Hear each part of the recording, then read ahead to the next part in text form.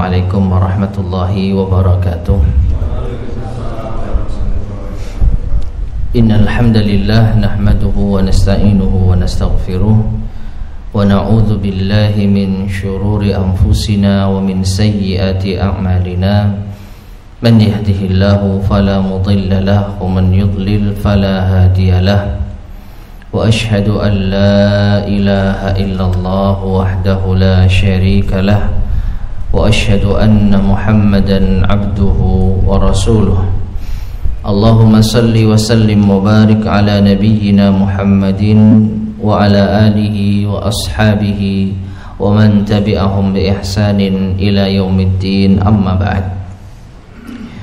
Ma'asyiral muslimin rahimani wa rahimakumullah. Alhamdulillah, pada kesempatan di malam hari ini kita bisa melanjutkan kembali kajian kita membahas kitab Minhaj Al-Firqatin Najiyah wa Ta'ifatil Mansurah yang disusun oleh Syekh Muhammad bin Jamil Zainu rahimahullahu ta'ala. Dan kita masuk pada bagian yang keenam dari kitab ini, yaitu qala rahimahullah makna la ilaha illallah. Makna la ilaha illallah yaitu la ma'buda bihaqqin illallah.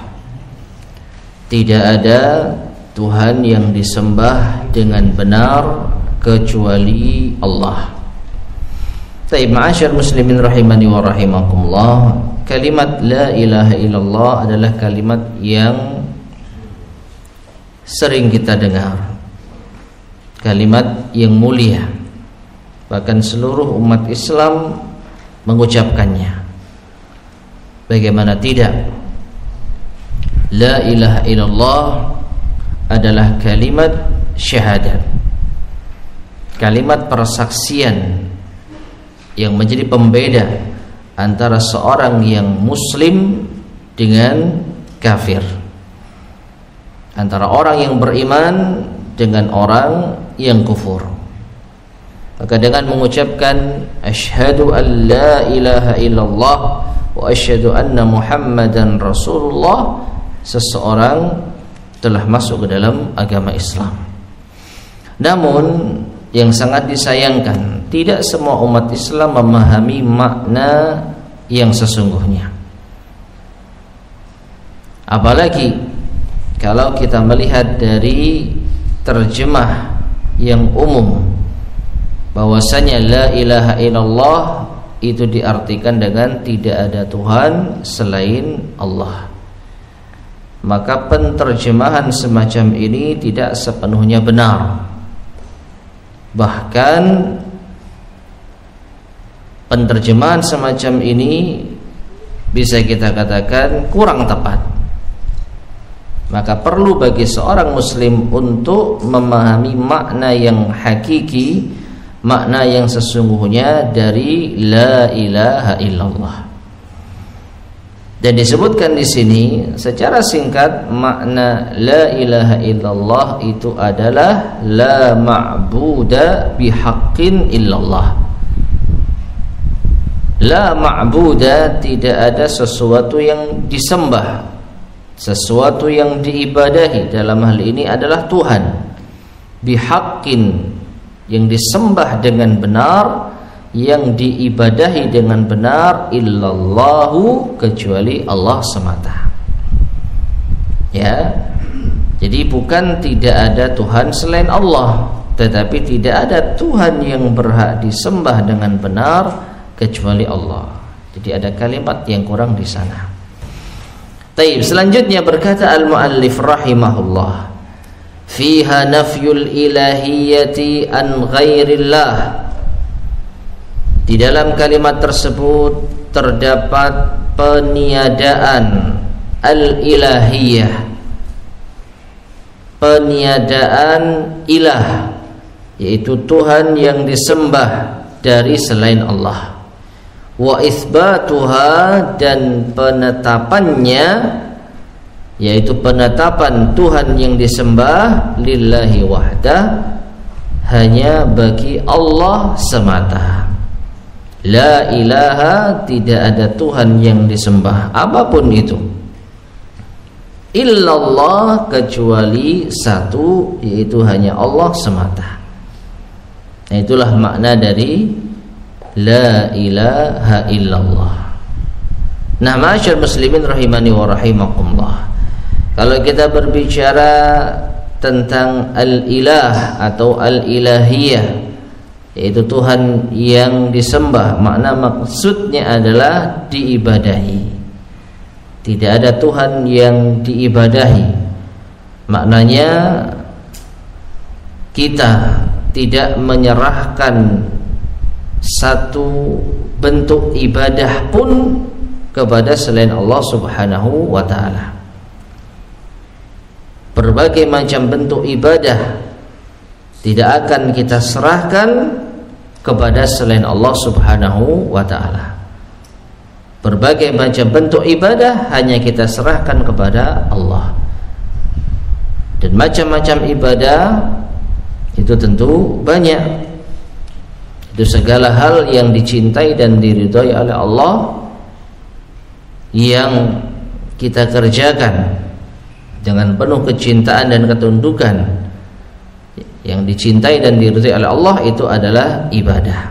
Salat, puasa, bertawakal, berharap, takut, dan berbagai macam bentuk ibadah-ibadah itu hanya kita tujukan kepada Allah.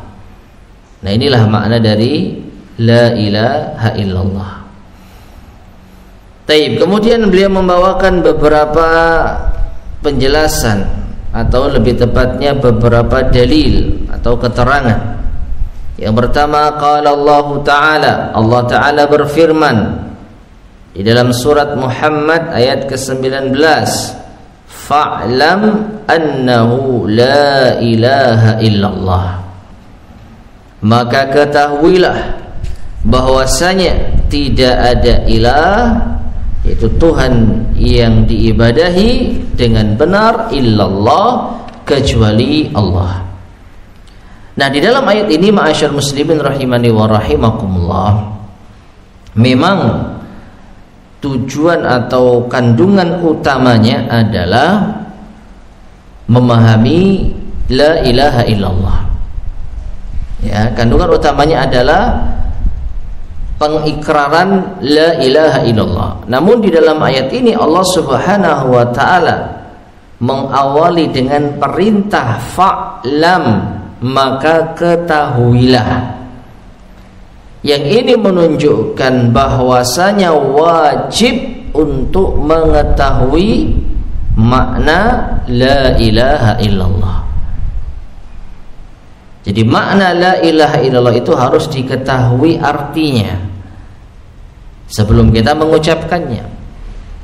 Atau kalau kita sudah terlalu lama mengucapkan la ilaha illallah tanpa mengetahui makna yang sesungguhnya, maka mulai sekarang kita harus mempelajarinya, harus mengetahuinya. Jadi dalil kita harus tahu la ilaha illallah adalah firman Allah ini.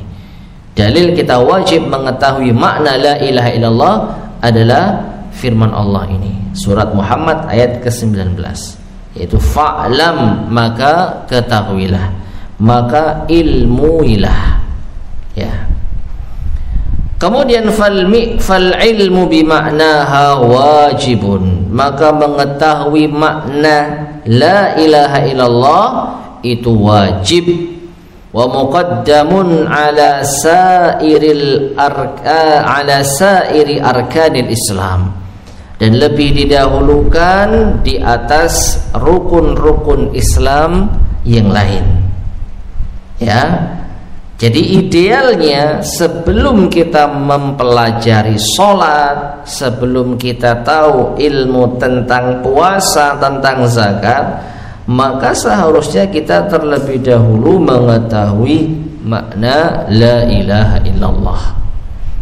Ya, meskipun tidak kita pungkiri, kebanyakan umat justru banyak yang tidak tahu la ilaha illallah, meskipun mereka tahu fikih tentang sholat, tentang puasa, zakat, sampai pun haji. Ya. sampai pun haji. Namun seharusnya seseorang muslim itu lebih dahulu mengetahui dan memahami makna la ilaha illallah sebelum yang lain. Ya, sebelum yang lain. Taib yang kedua, wa qala sallallahu alaihi wasallam, dan Rasulullah sallallahu alaihi wasallam bersabda, man qala la ilaha illallah mukhlishan dakhalal jannah. Sahih rawahu Ahmad. Barang siapa yang mengucapkan la ilaha illallah mukhlishan, dengan ikhlas, dakhalal jannah, maka ia masuk surga. Hadis ini sahih, diriwayatkan oleh Imam Ahmad. Nah, apa kaitannya hadis ini dengan pembahasan kita? Wajibnya kita mengetahui makna la ilaha illallah. Waalaikumsalam. Fal mukhlisu, maka orang yang ikhlas, walladzi yafhamuha, yaitu orang yang memahami la ilaha illallah, wa ya'malu biha, dan mengamalkannya, wa yad'u ilaiha qabla ghairiha, dan mengajak kepadanya sebelum orang lain. Ya, maksudnya apa? Mengajak kepada kalimat la ilaha illallah qabla ghairiha, sebelum mengajak kepada yang lain, sebelum mengajak kepada permasalahan agama lainnya. Lianna fiha tauhida, karena di dalamnya ada tauhid, alladzi khalaqallahu al-'alama li ajlihi, yang Allah Subhanahu wa taala menciptakan alam semesta karenanya, karena tauhid. Wa ma khalaqtul jinna wal insa illa liya'budun. Dan tidaklah aku ciptakan jin dan manusia melainkan agar mereka beribadah kepadaku, kata Allah Subhanahu wa ta'ala. Nah, jadi kaitannya jamaah sekalian rahimani wa rahimakumullah, Allah Subhanahu wa ta'ala atau Rasulullah sallallahu alaihi wasallam memberikan janji bagi orang yang mengucapkan la ilaha illallah dengan ikhlas masuk ke dalam surga. Ya, jadi keutamaan orang yang mengucapkan la ilaha illallah dengan ikhlas masuk surga. Nah, sekarang mustahil kita bisa mengucapkan la ilaha illallah dengan ikhlas tanpa kita mengetahui maknanya. Jadi ada kaitannya antara hadis ini dengan kewajiban mengetahui makna la ilaha illallah. Jelas ya?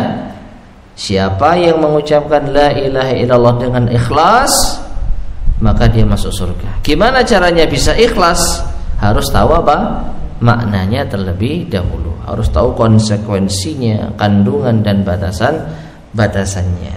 Nah, kemudian yang ketiga, wa qala Rasulullah sallallahu alaihi wasallam li ammihi Abi Thalib, dan Rasulullah sallallahu alaihi wasallam berkata kepada pamannya Abu Talib, hina hadarahul maut, ketika kematian menghampirinya, ketika Abu Talib akan mati, maka Rasulullah sallallahu alaihi wasallam bersabda kepada beliau, ya am, qul la ilaha illallah kalimatan uhajju laka biha indallah.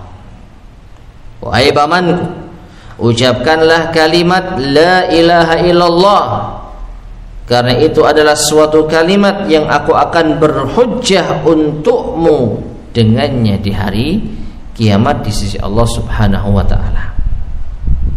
Ya, wa aba an yaqula la ilaha illallah, namun pamannya yaitu Abu Talib tetap enggan untuk mengucapkan la ilaha illallah.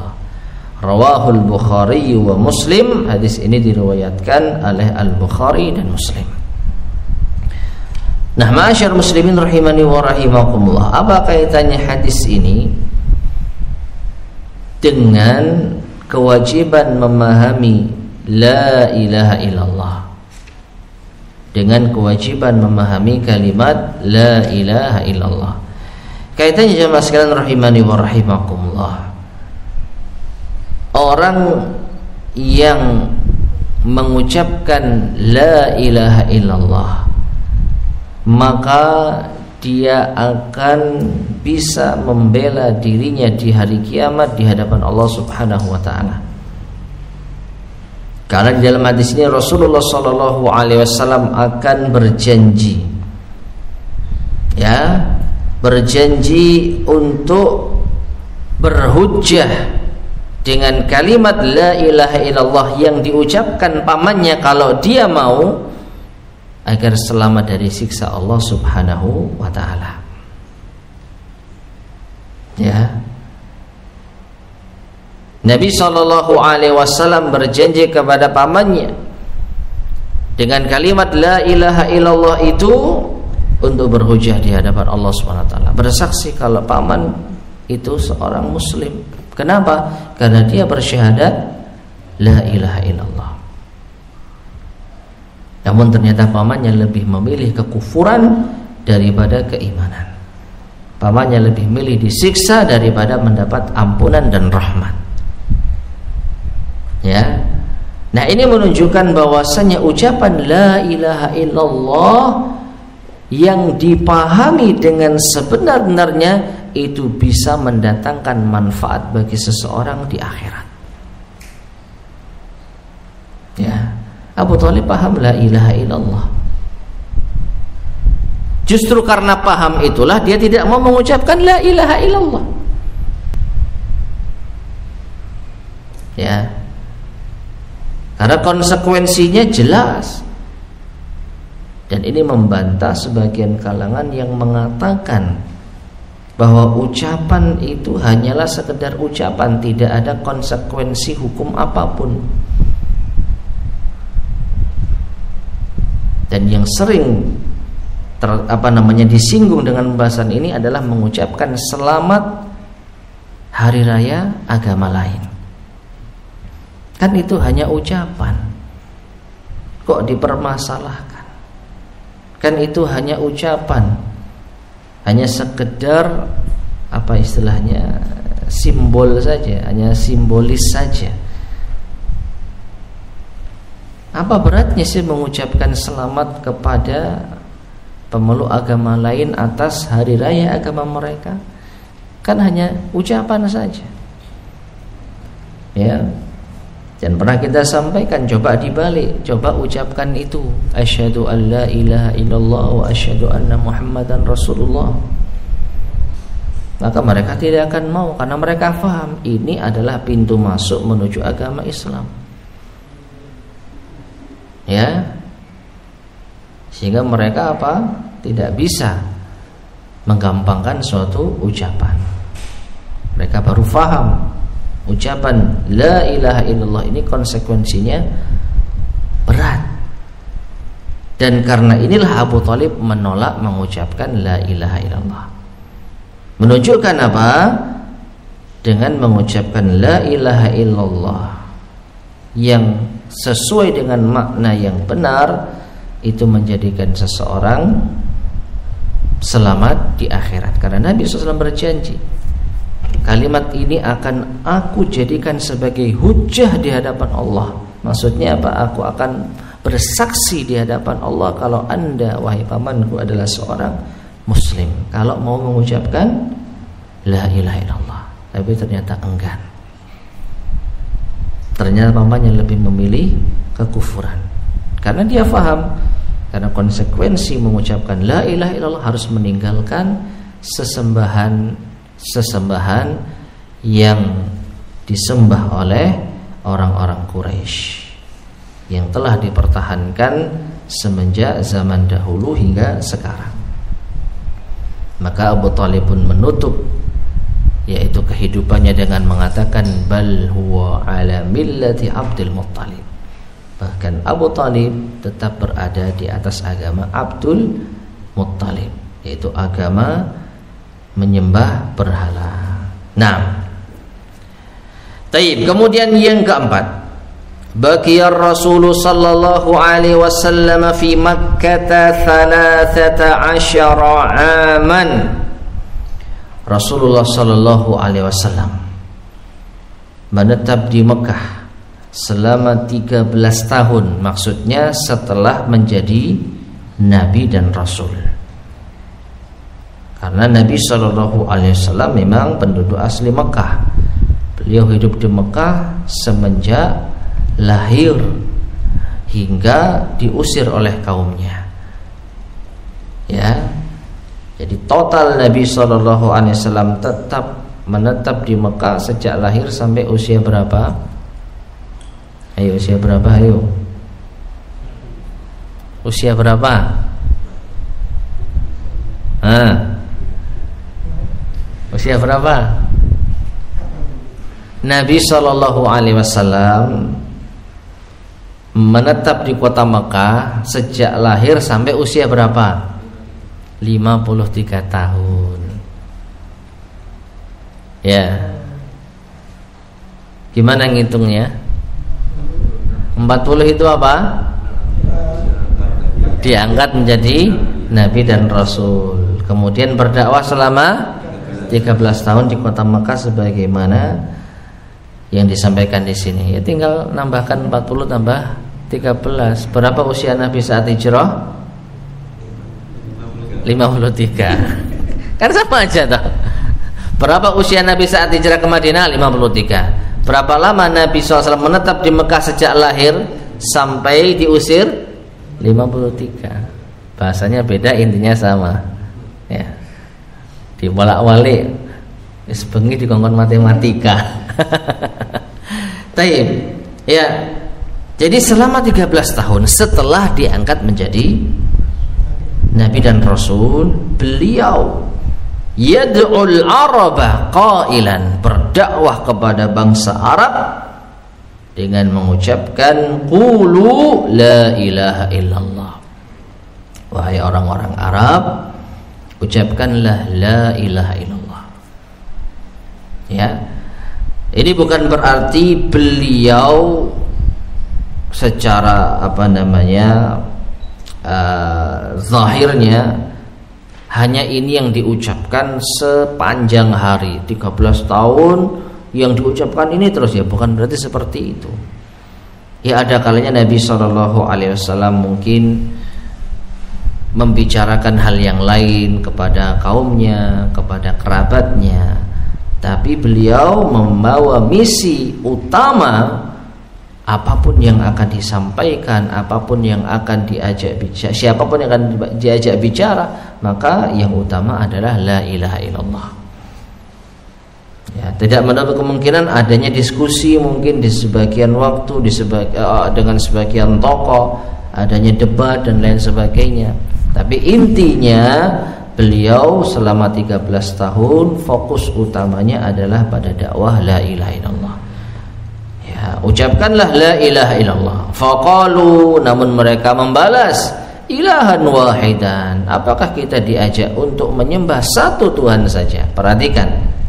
Ya, ini menunjukkan mereka faham kalimat la ilaha illallah.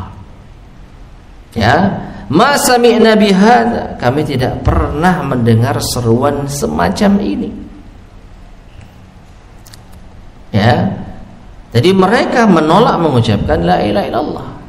Yang mana kalau kita terapkan pada orang sama-sama, kan tinggal mengucapkan saja, apa sih beratnya, apa sih susahnya?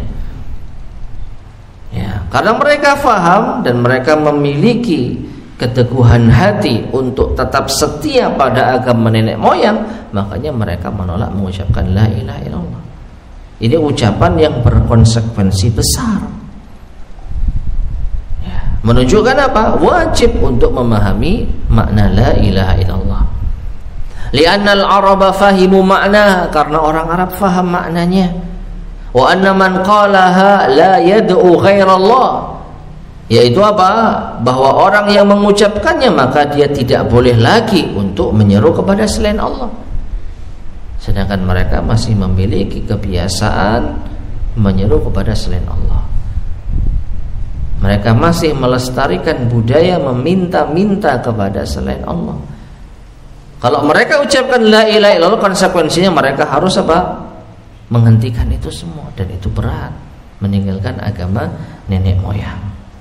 Ya, fatarakuha wa lam yaquluha, maka mereka pun meninggalkan seruan tersebut dan tidak mau mengucapkannya.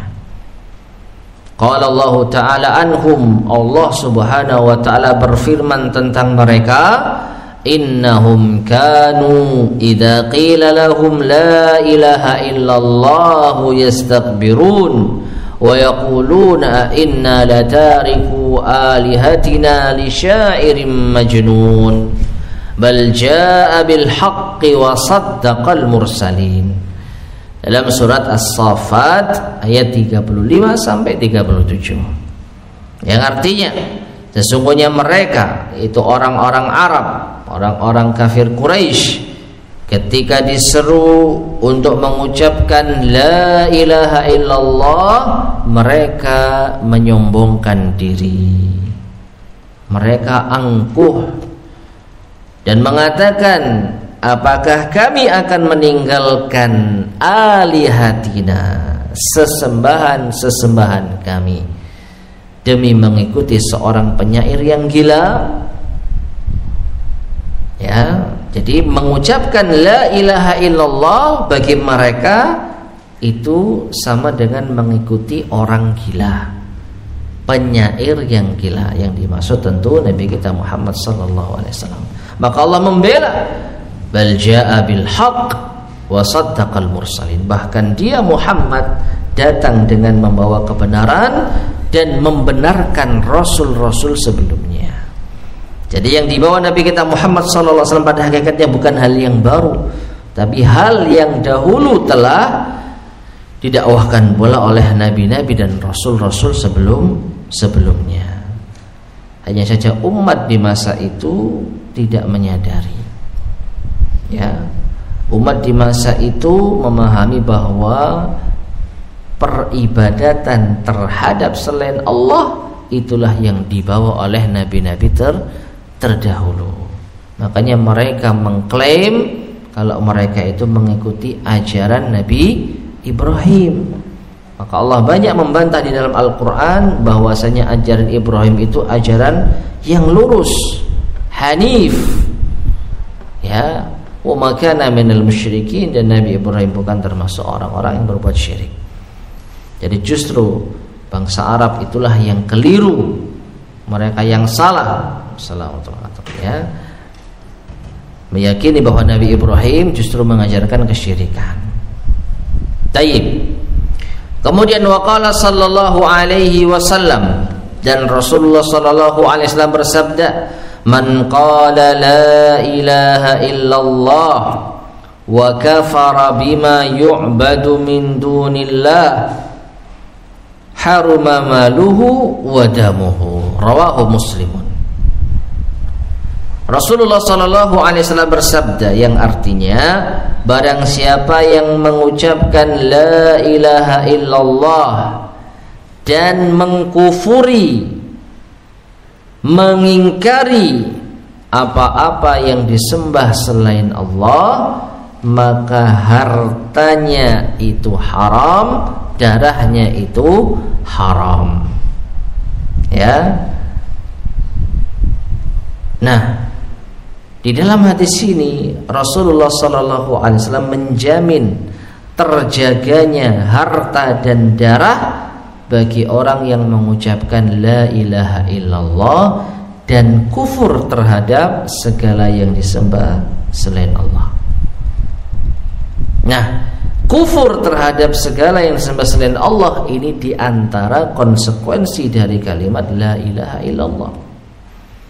Artinya jamaah sekalian, tidak akan pernah ketemu antara la ilaha illallah dengan perbuatan syirik. Ya, tidak akan pernah bertemu selaras ucapan la ilaha illallah yang sesungguhnya dengan perbuatan syirik. Maka di zaman Nabi SAW, karena masyarakat faham la ilaha illallah, maka mereka terpecah menjadi dua. Pengikut Nabi SAW yang mengucapkan la ilaha illallah, yang mereka menjauhi segala macam bentuk kesyirikan, atau mereka yang menolak la ilaha illallah dan tetap setia dengan ajaran kesyirikan. Baru di zaman akhir saja adanya kombinasi antara kalimat la ilaha illallah dan kesyirikan. Maka kalau sudah seperti ini, kira-kira yang lebih dianggap yang mana? Ucapannya atau perbuatan kesyirikannya? Kira-kira yang akan dianggap ucapan la ilaha illallah yang memaklumi segala macam. Pokoknya kalau sudah mengucapkan la ilaha illallah aman. Meskipun Anda berbuat syirik, meskipun Anda berbuat maksiat, atau sebaliknya, tidak ada manfaatnya ucapan la ilaha illallah kalau masih melakukan kesyirikan. Yang mana kira-kira? Yang pertama atau yang kedua? Yang kedua. Yang kedua. Kenapa? Karena di dalam hadis ini disebutkan, siapa yang mengucapkan la ilaha illallah dan mengkufuri segala yang disembah selain Allah. Kalau hanya mengucapkan tapi tidak mau mengkufuri segala yang disembah selain Allah, ya percuma. Ya. Barang siapa yang mengucapkan la ilaha illallah dengan ikhlas, di hadis yang nomor 2 tadi, dakhalal jannah, masuk surga. Loh, bukannya Rasulullah bersabda man qala la ilaha illallah, gimana itu? Man kana akhiru kalamihi la ilaha illallah dakhalal jannah. Siapa yang akhir ucapannya la ilaha illallah, masuk surga. Ini kan umum, tidak ada persyaratan harus mengkufuri yang disembah selain Allah. Pokoknya yang mengucapkan la ilaha illallah masuk surga di akhir hayatnya. Maka perlu kita ketahui, ma'asyiral muslimin rahimani wa rahimakumullah, segala sesuatu itu ada yang bersifat umum, ada yang bersifat khusus. Kalau ada sesuatu yang umum kemudian ada yang mengkhususkannya, ya harus kita maknai dengan makna khusus. Ya. Sesuatu yang umum, ya tadi, siapa yang akhir ucapannya la ilaha illallah masuk surga. Ini umum. Siapapun dia yang akhir ucapannya la ilaha illallah masuk surga. Ini umum, kita terapkan secara umum. Tetapi ternyata ada hadis yang mengkhususkan. Apa itu? Yang mengucapkan la ilaha illallah dan mengkufuri yang disembah selain Allah, maka harta dan darahnya terjaga. Siapa yang mengucapkan la ilaha illallah dengan ikhlas, masuk surga. Berarti harus kita bawa hadis yang umum tadi dengan makna khusus. Bagaimana jadi hasil akhirnya? Barang siapa yang akhir ucapannya la ilaha illallah dengan apa? Mengkufuri apa yang disembah selain Allah, maka baru masuk surga. Ya.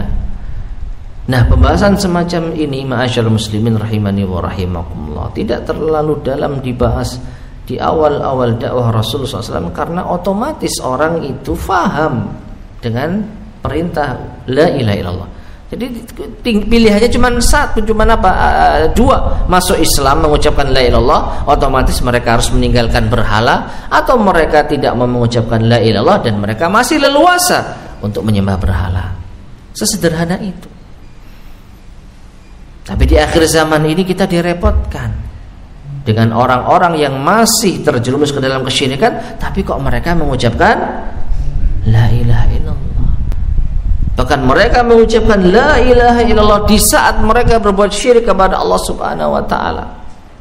Waliyadzubillah. Ini hal yang tidak kita temukan di zaman dahulu. Ya. Menunjukkan apa? Mereka tidak faham makna la ilaha illallah. Makanya mereka mengkombinasikan bahasa kita. Ya. Mereka faham keutamaan la ilaha illallah. Afdalul zikri anna fa'lam annahu la ilaha illallah. Ini sering mereka ucapkan. Bahkan mereka yaitu dengan dengan senang hati mereka semangat giat untuk mengucapkan la ilaha illallah sebanyak-banyaknya. Tapi penerapannya jauh dari apa yang mereka ucapkan. Nah, ini menunjukkan pentingnya memahami makna la ilaha illallah. Bukan hanya sekedar ucapan semata, tapi ada konsekuensi-konsekuensi yang harus dijalankan. Naam. Wa makna al-hadis, kemudian saya menjelaskan dan makna hadis ini anna talaffuz bisyahadati, bahwasanya melafadzkan syahadat la ilaha illallah yastalzimu, itu mengharuskan an yakfura wa yunkira kulla ibadatin li ghairillah, mengharuskan mengingkari dan mengkufuri setiap peribadatan kepada selain Allah. Kadu'ail amwati wa ghairi, contohnya seperti berdoa kepada orang yang sudah mati atau selainnya. Perhatikan, berdoa kepada, bukan mendoakan. Kalau mendoakan dianjurkan. Artinya kita berdoa kepada Allah agar orang-orang yang mati tersebut dirahmati Allah, diampuni dosa-dosanya selama mereka mati di atas Islam. Maka kita diperintahkan, diperbolehkan untuk mendoakan kebaikan bagi mereka. Tapi kalau berdoa kepada mereka, artinya kita minta kepada mereka, kita minta kepada penghuni kubur, dan ini adalah kesyirikan. Ya, wal gharibu, dan yang aneh, anna ba'dal muslimina, bahwasanya sebagian kaum muslimin yaqulunaha bi alsinatihim, mereka mengucapkannya dengan lisan-lisan mereka, wa yukhalifuna ma'naha, dan menyelisihi maknanya, menyelisih kandungannya, bi af'alihim, dengan perbuatan-perbuatan mereka, wa du'aihim li ghairillah, dengan doa-doa mereka kepada selain Allah. Nah, ma'asyar muslimin rahimani wa rahimakumullah, ini yang terjadi. Bahkan bukan hanya orang-orang yang tidak paham bahasa Arab yang terjerumus ke dalam kesyirikan, di saat yang bersamaan mereka mengucapkan apa? La ilaha illallah. Kalau enggak paham bahasa Arab mungkin ada sedikit pemakluman. Kenapa Anda berbuat syirik kepada Allah? Kenapa Anda melakukan kesyirikan? Padahal Anda mengucapkan la ilaha illallah. Ya, saya tidak tahu itu syirik. Yang penting kan di dalam Islam dianjurkan untuk mengucapkan la ilaha illallah. Apa arti la ilaha illallah? Tidak Tuhan selain Allah. Nah, kembali lagi, makna yang keliru, kurang tepat. Jadi orang yang tidak paham bahasa Arab mungkin bisa kita sedikit maklumi ketika salah di dalam memahami la ilaha illallah. Namun yang sangat disayangkan, orang-orang yang paham bahasa Arab pun terjerumus di dalam kesyirikan. Ya, jadi bisa disimpulkan orang-orang di zaman sekarang itu jauh lebih tidak mengetahui kalimat la ilaha illallah, makna kalimat la ilaha illallah dibandingkan dengan pendahulu mereka. Kalau pendahulu mereka gentle, tidak mau mengucapkan la ilaha karena apa? Faham konsekuensinya apa? Mereka harus meninggalkan berhala dan mereka berat. Tapi di zaman sekarang, ya, menyembah berhalanya masih jalan, tapi ucapannya la ilaha illallah. Ini adalah kontradiktif. Nah, dan ini sering disampaikan oleh para ulama kita, kenyataan umat ini, ya, itu lebih parah kesyirikannya dibandingkan dengan umat terdahulu. Dari sisi apa? Dari sisi mereka, umat-umat terdahulu kesyirikannya itu dengan keyakinan ya bahwasanya kalimat la ilaha illallah itu kalimat yang asing dan aneh bagi mereka. Ya. Yang mereka kenal agama nenek moyang itu ya seperti itu, menyembah kepada berhala. Ya, menyembah berhala. Jadi mereka gentle dalam hal ini. Sekalian mereka berbuat syirik sehingga mereka menolak kalimat la ilaha illallah. Adapun umat di zaman sekarang, mereka mengucapkan la ilaha tapi tidak paham maknanya, sehingga menjadikan situasi semakin rumit. Dikatakan muslim tapi kok berbuat syirik. Ya. Dikatakan musyrik tapi kok mengucapkan la ilaha illallah. Ya, mereka menjadikan situasi rumit. Ya, nah seperti itu. Taib, kemudian yang kelima, la ilaha illallah asasut tauhid wal Islam. Kalimat la ilaha illallah itu adalah asasnya tauhid dan agama Islam. Wa manhajun kamilun lil hayat, dan metode yang sempurna di dalam kehidupan. Yatahaqqaqu bi tawjihi kulli anwa'il ibadati lillah, yang terwujud dengan mengarahkan segala macam bentuk ibadah kepada Allah semata. Wa dzalika idza khada'al muslimu lillah, yang demikian itu apabila seorang muslim menundukkan dirinya, tunduk, wada'ah wahdah, dan hanya berdoa kepada Allah semata, wahtakama li syar'ihi duna ghairihi, dan berhukum dengan syariat Allah tidak kepada selainnya. Nah, ma'asyiral muslimin rahimani wa rahimakumullah, poin yang kelima ini menegaskan tentang makna la ilaha illallah. Apa itu? La ilaha illallah adalah asas dari tauhid dan Islam, dasar, pondasi. Sebelum kita membangun Islam dengan amal-amal saleh, maka kita harus pastikan pondasinya kuat dan kokoh. Bagaimana itu? Dengan kalimat la ilaha illallah yang diamalkan sesuai dengan konsekuensinya. Barulah kita bisa membangun agama Islam dengan amal-amal saleh. Kalau dasarnya kuat, maka apa yang dibangun di atasnya akan yaitu mendukungnya, akan sama-sama bisa berdiri tegak. Tapi kalau pondasinya rapuh, maka bangunan tidak akan bisa berdiri tegak. Amal solehnya akan ikut hancur. Salat yang merupakan tiang agama, yang jelas-jelas penopang utama agama, kalau dibangun di atas pondasi yang rapuh, tiang itu akan ambruk. Kan bukan begitu? Ya. Ini perumpamaan yang sangat-sangat mudah dipahami, meskipun orang itu bukan berlatar belakang sipil ya. Yang namanya membangun bangunan harus dimulai dengan menguatkan pondasi. Mau model pondasi sepatu atau apalah, itu teknik-teknik yang ada. Tapi orang paham kalau mau membangun sesuatu nggak ada pondasinya, ya akan ambruk. Mau bangun tiang sekokoh apapun, kalau tidak ada pondasinya ya akan jatuh.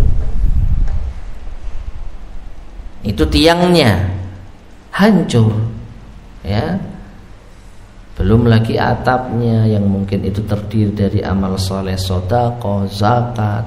Belum pintunya, belum dindingnya. Yaitu adalah amalan-amalan di dalam Islam. Nggak ada artinya kalau pondasinya tidak kokoh. Nah, pondasi dari Islam apa? La ilaha illallah. Ya, jadi kalau kita sudah memastikan pondasi kita aman, monggo kalau mau mencicil bangunan. Ya, saya mau bangun temboknya dulu, hanya batanya, semennya nanti. Ya, mau belajar, sholat dulu yang baik. untuk zakat atau untuk infak sedekah, sebentar saya masih mau membenahi sholat dulu nih. Dibangun di atas pondasi yang kuat, nggak ada masalah. Ya, tapi kalau pondasinya rapuh, maka amalan-amalan seutama apapun itu akan ikut hancur. Hajinya tidak sah, sholatnya nggak sah, puasanya nggak diterima, zakatnya nggak dianggap, sedekahnya tidak ada artinya, lah percuma, karena pondasinya apa? Rapuh. Nah, maka la ilaha illallah itu adalah asas, pondasi dari tauhid dan Islam. Baik, yang keenam, qala Ibnu Rajab, berkata Imam Ibnu Rajab rahimahullah, al-ilah, makna ilah. Dan tadi sudah kita sampaikan, al-ilah itu adalah al-ma'bud, Tuhan yang disembah. Ibnu Rajab menjelaskan al-ilahu walladzi yuta'u wa la yu'sa. Di antara kandungan makna ilah adalah Tuhan yang ditaati dan tidak dimaksiati, tidak didurhakai. Haibatan wa ijlalan, dengan penuh penghormatan dan pengagungan. Wa mahabbatan wa khaufan wa rajaan wa tawakkulan alaih, dengan penuh kecintaan, rasa takut, berharap dan bertawakal kepadanya. Wa su'alan minhu wa du'aan lahu, dan meminta kepadanya dan berdoa kepadanya. Ya, itu adalah makna ilah, Tuhan yang ditaati, tidak didurhakai, yang kita hormati, yang kita agungkan, yang kita cintai, yang kita takuti, yang kita harapkan, yang kita bertawakal kepadanya, yang kita meminta dan berdoa kepadanya. Itu makna ilah. Ya, makanya tadi disederhanakan dengan tidak ada Tuhan yang disembah, tidak ada Tuhan yang diibadahi. Dan semua yang disebutkan ini, pengagungan, kecintaan, rasa takut, harapan, tawakal, berdoa, meminta, itu semua adalah bentuk-bentuk ibadah. Wala yasluhu hadza kulluhu, maka tidak tepat semua ini ya illa lillahi azza wajalla, kalau atau ditujukan kecuali hanya kepada Allah azza wajalla. Semua bentuk ibadah yang disebutkan ini tidak sesuai ya apabila tidak ditujukan kepada Allah. La yasluh, tidak sah kecuali hanya ditujukan kepada Allah. Faman asyraka makhluqan, maka barang siapa yang berbuat syirik dengan makhluk, fi syai'in fi hadhi min hadhil umur, pada sesuatu dari perkara-perkara ini, allati hiya khasaisul ilah, yang merupakan kekhususan dari ilah, Tuhan yang disembah, kana dzalika qadhan fi ikhlasihi fi qawlihi la ilaha illallah, maka ini akan merusak keikhlasannya di dalam ucapannya la ilaha illallah. Ya, jadi satu bentuk ibadah saja diserahkan kepada selain Allah, ini bisa membuat cacat keikhlasannya, bisa merusak apa yang diucapkannya, berubah kalimat la ilaha illallah. Wa kana fihi min ubudiyatil makhluk bihasabi ma fihi min dzalik, sehingga dia terjerumus ke dalam peribadatan terhadap makhluk sesuai dengan kadar yang ia terjatuh di dalamnya. Ya, meskipun ma'asyiral muslimin rahimani wa rahimakumullah, satu bentuk ibadah saja diserahkan kepada selain Allah, ini sudah cukup menggugurkan seluruh amal saleh. Tidak usah semua. Apa itu contohnya? Hanya berdoa kepada selain Allah, yang dia lakukan, kesyirikan yang dilakukan hanya berdoa kepada selain Allah.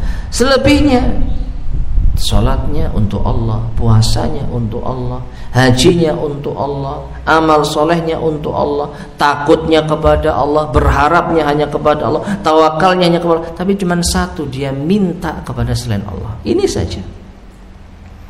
Maka ini sudah cukup menggugurkan amal-amalannya. Ya, meskipun tentu kalau kita bandingkan orang yang terjatuh di dalam kesyirikan dalam 5 ibadah misalkan, ya sholatnya syirik, puasanya syirik, hajinya syirik, 5 ibadah terjatuh pada kesyirikan tentu lebih berat dibandingkan dengan orang yang terjatuh pada 1 kesyirikan. Meskipun dua-duanya sama terjerumus ke dalam kesyirikan, dua-duanya sama terancam kekal di neraka. Loh, kalau sama-sama syiriknya dan terancam di neraka, kenapa kok dibedakan? Apa yang akan menjadi perbedaan di sana? Siksa. Bukankah Abu Thalib mati dalam keadaan syirik, tapi siksanya paling ringan? Ya, siksaan ahli neraka yang mati dalam keadaan syirik yang paling ringan Abu Thalib. Menunjukkan apa? Orang itu bertingkat-tingkat azabnya di neraka. Meskipun sama-sama berbuat kesyirikan, dari segi kekekalan sama, tapi dari segi level siksaan berbeda. Siksa yang paling berat di antaranya Fir'aun, di antaranya orang-orang munafik yang Allah sebutkan fid darkil asfali minan nar, di neraka yang paling dasar. Sedangkan Abu Thalib berada di atas permukaan neraka. Maka orang yang terjatuh pada 1 kesyirikan, meskipun sama-sama kekal di neraka, maka siksanya lebih ringan daripada orang yang terjatuh pada 5 macam kesyirikan. Nah, ini secara umum. Nah, dan yang terakhir, yang ke-7, inna kalimata la ilaha illallah, sesungguhnya kalimat la ilaha illallah tanfa'u qailaha, bisa bermanfaat bagi orang yang mengucapkannya, idza lam yanqudha bisyirkin, apabila tidak batal dengan kesyirikan. Maknanya kesyirikan itu bisa membatalkan kalimat la ilaha illallah. Fahiya syabihatun bil wudu, maka ini mirip dengan wudu. Alladzi yanquduhul hadatsu, yang bisa batal dengan hadas. Ya, jadi tauhid, ya, la ilaha illallah itu ibarat wudu. Kalau wudunya terjaga dari pembatal-pembatal wudu, maka sholatnya diterima dengan wudu yang ada tadi, tawafnya diterima dengan wudu yang dia kerjakan. Demikian pula orang yang kalimat la ilaha illallahnya itu tidak batal, sah, maka sholatnya diterima, puasanya diterima, hajinya diterima. Ya, tentu tergantung dengan kadar keikhlasan, dalam artian kadar sejauh mana dia khusyuk dalam ibadahnya, sejauh mana dia fokus di dalam sholatnya. Tapi diterimanya diterima. Kenapa? Karena la ilaha illallahnya sah, tidak batal. Tapi orang yang batal la ilaha illallahnya, sholatnya enggak diterima, puasanya enggak diterima, sia-sia. Persis seperti wudu. Orang yang wudunya batal, sholat percuma, harus ngulang. Orang yang wudunya batal, tawafnya enggak sah, harus ngulang. Sampai apa? Sampai dia wudu kembali, baru dia bisa mengerjakan sholat, tawaf. Demikian pula orang yang la ilaha illallahnya batal, maka dia harus mengulang kembali la ilaha illallah dengan memahami maknanya dan tidak dibatalkan dengan kesyirikan. Ya. Qala sallallahu alaihi wasallam, Rasulullah sallallahu alaihi wasallam bersabda, "Man kana akhiru kalamihi la ilaha illallah dakhalal jannah." Siapa yang akhir ucapannya la ilaha illallah, maka dia masuk surga. Hasanun rawahul Hakim. Hadis ini hasan, diriwayatkan oleh Al-Hakim. Baik, ma'asyiral muslimin rahimani wa rahimakumullah, sekali lagi masuk surga dengan ucapan la ilaha illallah selama mengamalkan konsekuensinya. Dan di antara konsekuensi yang jelas yaitu tidak terjatuh pada kesyirikan. Pokoknya orang yang mengucapkan la ilaha illallah dan memahami maknanya dan tidak terjerumus ke dalam syirik, insyaallah pondasi agamanya kokoh. Tinggal dia angkat bangunan-bangunannya dengan amal saleh. Silakan mau dibangun tingkat 5, tingkat 10, selama pondasinya kuat dan kokoh, silakan. Ya, mau dikuatkan tiang agamanya dengan memperbanyak sholat wajib dikerjakan, sholat sunnah dikerjakan, silahkan selama pondasinya kuat, silahkan. Tapi kalau pondasinya nggak ada, hancur kokoh, mau dibangun tiang sekuat apapun maka akan roboh. Ya, serapuh itulah bangunan tanpa pondasi, serapuh itulah agama tanpa la ilaha illallah yang diamalkan sesuai dengan konsekuensinya. Baik. Nah, ma'asyiral muslimin rahimani wa rahimakumullah, berakhirlah pembahasan bagian yang keenam, makna la ilaha illallah. Insyaallah akan kita lanjutkan pada kesempatan berikutnya. Bagian yang ketujuh, makna Muhammad Rasulullah. Wallahu ta'ala a'lam bissawab.